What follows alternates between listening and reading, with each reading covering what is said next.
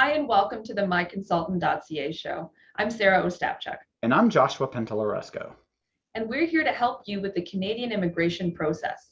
This show is designed to be a brief way to inform you on Canadian immigration news headlines, immigration policy and program concepts, and introduce you to industry experts. This week's PNP draws were a little unusual. First off, Canada broke a record with express entry draw number 215, totaling 1,070 invites, which was sent on February 2nd. And then on February 8th, Nova Scotia held a PNP draw specifically for nurses on February 8th. It's a really interesting and very specific PNP draw for Nova Scotia. Yeah, I'm actually very curious what the number would have been on that, but it's a first for the show, at least for as long as I've been doing it, is I've never seen a very specified PNP draw like this ever. Right. And I think we can all kind of surmise why nurses during this time, even though the pandemic seems to be winding down, there are so many job vacancies, and I'm sure a lot of them are in the health field. Absolutely. It's going to be very interesting to see if there are any more specific draws like this in other industries going forward. You can now register for a permanent residence tracker. This tool is for a spouse, partner, or dependent child that is in the process of being sponsored. If you want to learn more information, just go to the Government of Canada Immigration and Citizenship page. This was announced on February 8th by Minister Sean Fraser, and it is hopefully going to be open to other groups of immigrants later on. As we discussed last week, new tools are being available for all kinds of different things. Sarah, I understand you know a lot more about this. So how does this work exactly? So the tracker is a really great addition to the immigration process, and it was created to sort of give more transparency and speed up processing times. So it's kind of like if you were expecting something in the mail, you want to track where your package is and how close it is to getting to you. It's a similar concept with the application that's been submitted through the sponsorship program.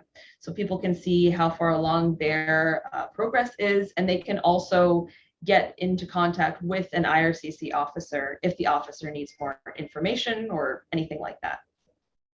So basically it's going to make things easier for people to see what's going on, more transparency of where everything is at. Definitely, that's what it's going to do.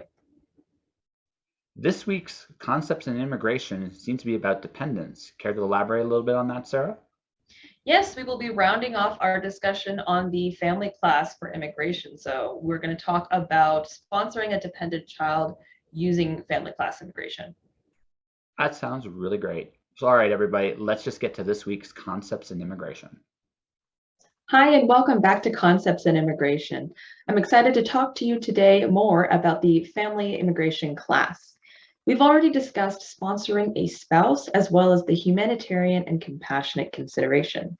Today, we'll be rounding off the subject talking about sponsoring dependent children. So let's get started. Who qualifies as a dependent? A dependent is somebody who was under 22 years of age and cannot financially support themselves due to a mental or physical health condition, or has been financially supported by their parents since before the age of 22. They also must not have a spouse or common law partner. If you are unsure if your child falls under the category of dependent, there is an online tool you can use to check. Go to the Government of Canada website and check under Immigration and Citizenship. What dependents can you sponsor? You can sponsor your own child or your spouse's child as well as your spouse. If you are doing this, make sure they aren't already a Canadian citizen. If you are unclear about their status, you can check under the Citizenship Act, Sections 3 and 4. If you are not sponsoring the other parent of the dependent child, you must get special permission from that parent in order to do so. You can also include grandchildren on this form. They would be considered a dependent as well. And there are separate instructions for orphaned family members or adopted children. For your spouse's child, the spouse would be considered principal and the child would be considered the dependent. And again, grandchildren do count in this as well. So what is the application process like?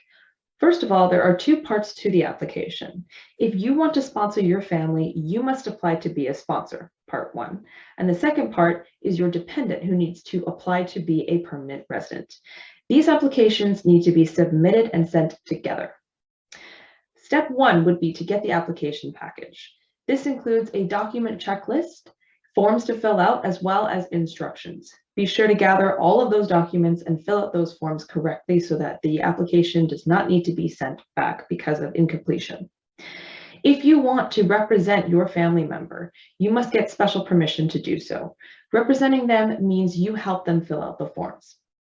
Next, you must pay your fees, which you will do online, and then you will submit your application through the mail.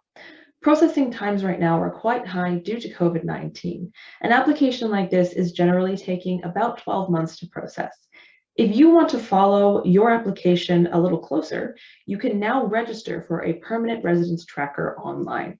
This can be tracked by the representative and the dependents who are filling out the permanent residence application. During the processing time, there will be additional information asked of you.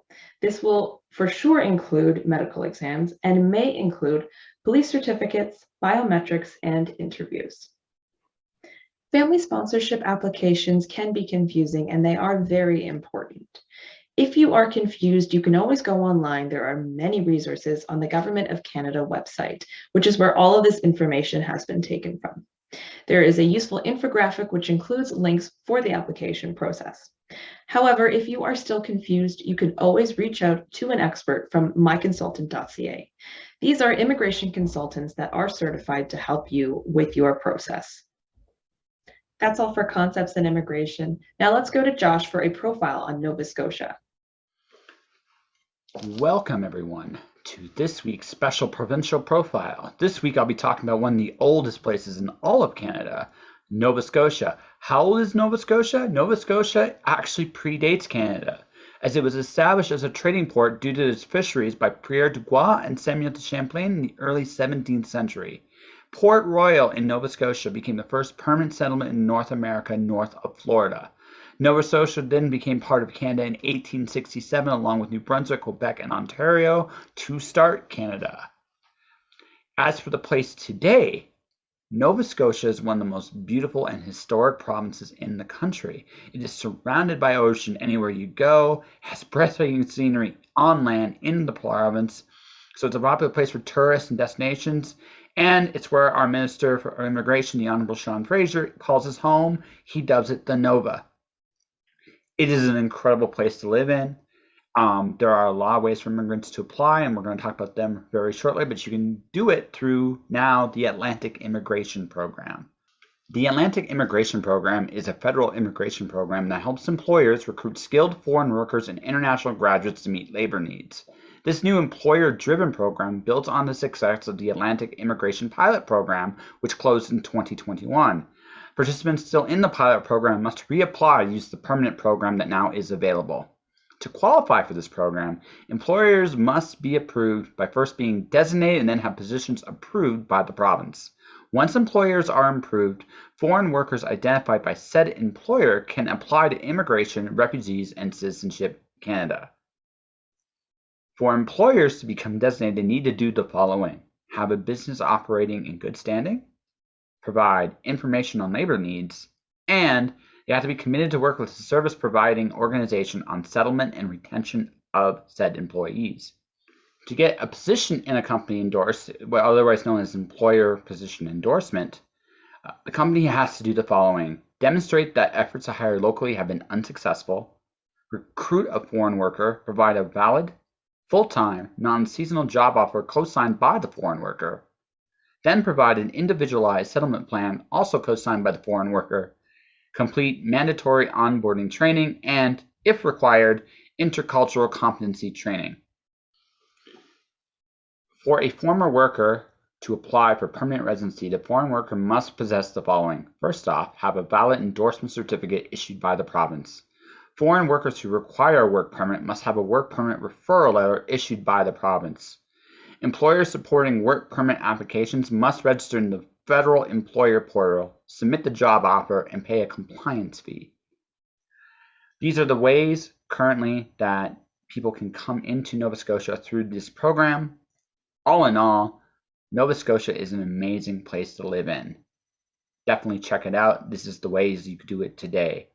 Now, let's head back to the studio to wrap up the show.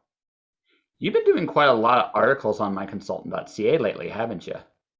Yes, I have. It's part of my new role as assistant communications. So I've been writing a lot of articles about express entry, but what's coming up soon is an article on Black History Month, as it is February, which is Black History Month. So, what did you write about? Do you have an idea? Or you should have an idea, you wrote it, so. So I haven't written it yet, actually, but I'm going to be looking at the IRCC and sort of their documentation of Black History Month and what they're doing, and we're going to try to emulate that on the MyConsultant.ca website. Yeah, that's kind of cool. I always have respect because it was a very big, challenging time. Canada definitely has played a huge role in Black history, especially around the Civil War era for sure. Be interesting to see what you guys come up with in terms of the IRCC. It sounds actually very fascinating. Yeah, it's definitely an important month to commemorate. I think that, most organizations should get involved with that. So I'm excited to be writing that. Yeah, can't wait to actually see it. And that will do it for this week's episode of the MyConsultant.ca show. For more information about the topics covered in this episode, please visit MyConsultant.ca, where you can explore up-to-date news on important issues, read in-depth articles explaining immigration and citizenship, and seek answers to your most pressing questions from a vibrant community of authorized immigration and citizenship consultants. Also remember to visit the MyConsultant.ca LinkedIn page. Until next week, ladies and gentlemen, I'm Joshua Pantellaresco, And I'm Sarah Ostapchuk. aiding and assisting you to come to Canada. Have a great week.